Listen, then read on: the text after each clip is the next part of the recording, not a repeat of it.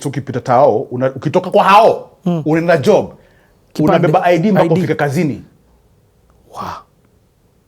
My brothers did that because Tony was working for KBC then, of VOK. And I'm going, ID. Mpaka kazini and back.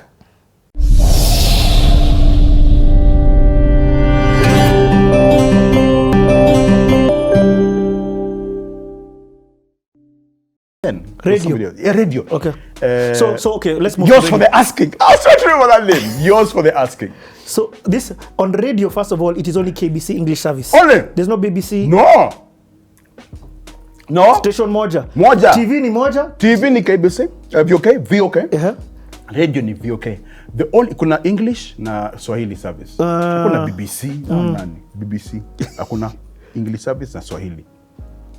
So those are two stations, but yes. one frequency is Swahili, the other frequency is English. Okay, yeah. Nimeelewa. Yeah, umenipata? Yes. So of course there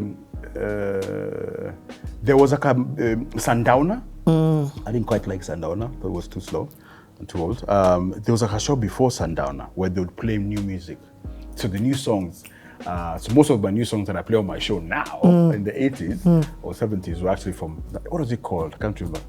And who are the big radio presenters then? Mikindisho. The DJ is cool. Ow! Okay, good. And then there was a mama. She was called Nicola Miawa. That mama's voice. Oh! Okay, there's some things I can't say on this show. Let me tell you. Imagine, who was? Imagine voice here, Jeff, but Kidem. I've seen it. And then there was Catherine Kasavuli. So Catherine started on radio? Even Catherine did radio. She did some shows on radio. Okay. Yeah, she did some radio shows as well. Music shows. I think I even had her one time doing Sundowner. Alafu kulikuwa na late date. As a late date, of course, now you start listening to late date now when you're older or you know, to them tuna notice. So late date ilikuwa tu mablues. When you talk nasikiza kama uonekane. Evening. Jioni on radio. Yeah. Oh, now uko usiku. Yeah. You're late date. Oh, late date. But during katikati you can't listen to radio. There's TV bwana. There's TV shows bwana. Sasa radio ikifika Sundowner unajua ukizima hiyo unaingia kwa TV. From 4 p.m. TV kianza.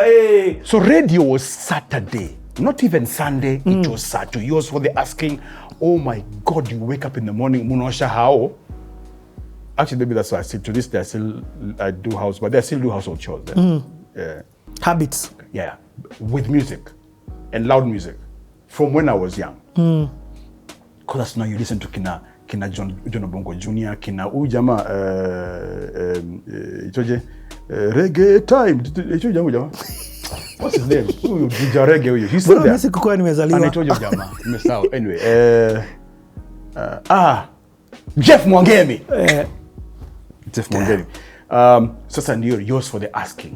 Boss inaanza yours for the asking inaanza saa 2 mpaka saa 6. Nothing but just music. Na hakuna local ni international too. Kina Michael Jackson, kina Ritchie, so you listen to that show and you record it on cassette. So when you said your bro was a DJ, yeah, he's playing where in clubs? Yeah. What clubs? What's a club scene like now? Club scenes. You didn't do club? No. And actually he was more of a house DJ. I think he played once at. Wait, when you say house, you don't mean house. No, house party. House party. Oh, yes. House party. House party. No, how do I know? Because they had this, and again, my dad used to us, you know. So they had some serious turntables, man. So one time, you know, I saw 2 turntables with a mixer. My brother's doing something. I'm like, oh man, this is so cool, you know. Short-lived, but they did their thing.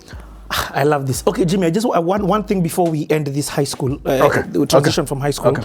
I want you to talk about our second president and how that affects the things. So,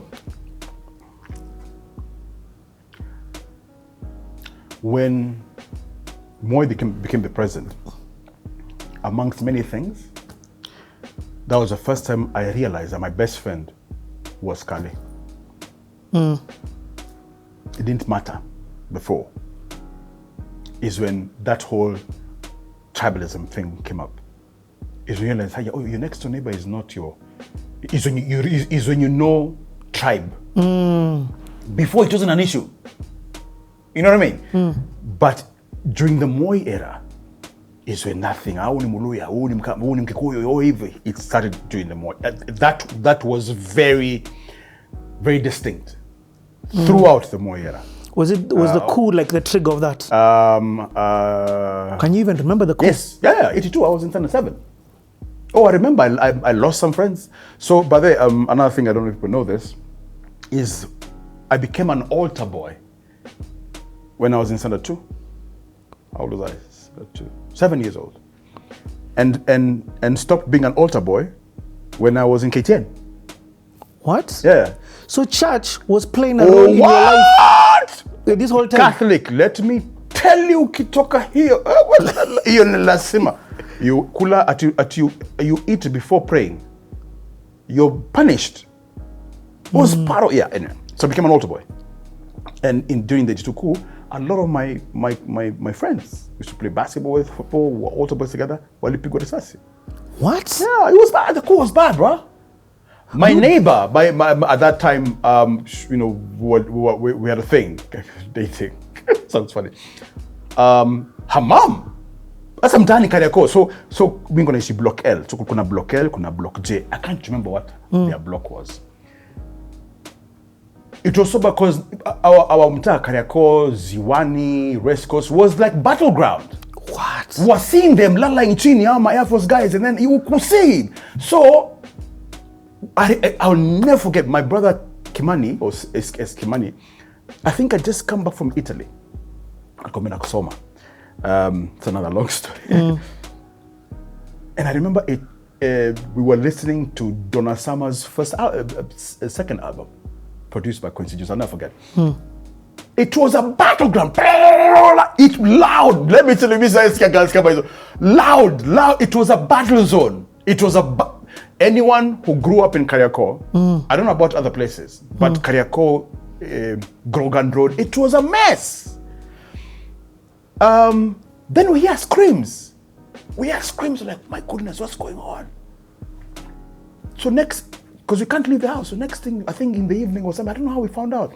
My girlfriend's mom was shot.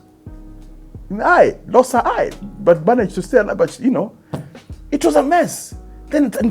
So when we went to church, I met my pal's mom, two of them separately.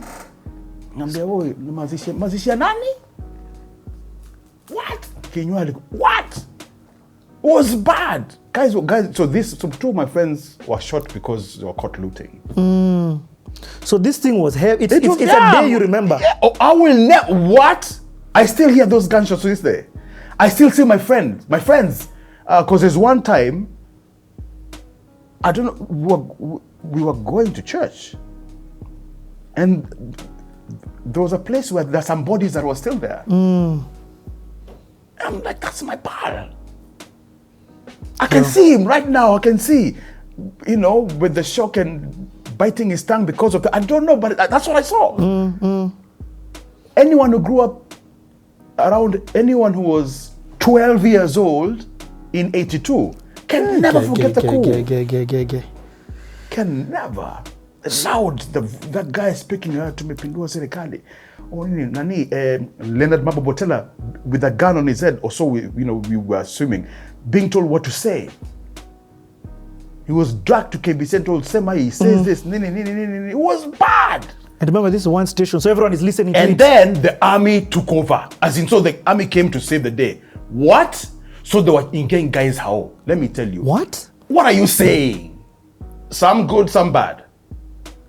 To pull guys out. Because now the Air Force, the Air Force guys were hiding. Yes. So there are some guys here that were looking for Air Force guys who were hiding. Some other guys, nah. Unasikia tu akipiga nduru. Unasikia tu anakamtu ukiangalia kwa kioo hivi unakuja kwa block Kenya, like my god. I never forget. Who was I with? I was my brother in your show, Sammy. Came to the block, you can hear kaka knocking uko chini. Because it was so eerily quiet. You pray that they don't knock on your door. Because if they knock on your door, it doesn't matter whether they find Air Force guys or not. They'll loot, they'll rape, they'll whatever. That one. Oh, the rape one especially. So there's a lot of madness that happened beyond just the looking for Air Force. Yeah. I remember you couldn't go to town. My mom was saying it is exactly what it was like during the emergency. You walk with your ID held high. So my brothers used to when the state of emergency was declared during 1950 yes. Same thing in 82. You had to wear ukipita tao, ukitoka kwa hao, unaenda job. Unabeba ID mpaka ufika kazini. Wow.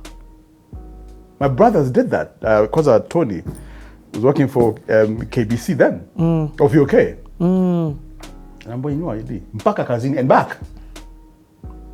Take their picture. It's so I lost friends. Okay. So you're talking about now this where Ukabila entered, where tribalism became huge. Or not even like the recognition of other tribes. Before it was Ubuntu, one year. Yeah. Before it wasn't an issue, man. All of a sudden, Kwanza now when guys are like, unajua ni Mkikuyu, where was you? Like, what? When has that been important, man? So from there, it became and stigmatization. Wakikuyu wanajulikana kwa wizi, evil. It became worse from that. It was it's crazy. What about from a media perspective, media being used for propaganda? Okay. At that time, not yet. Not yet. No.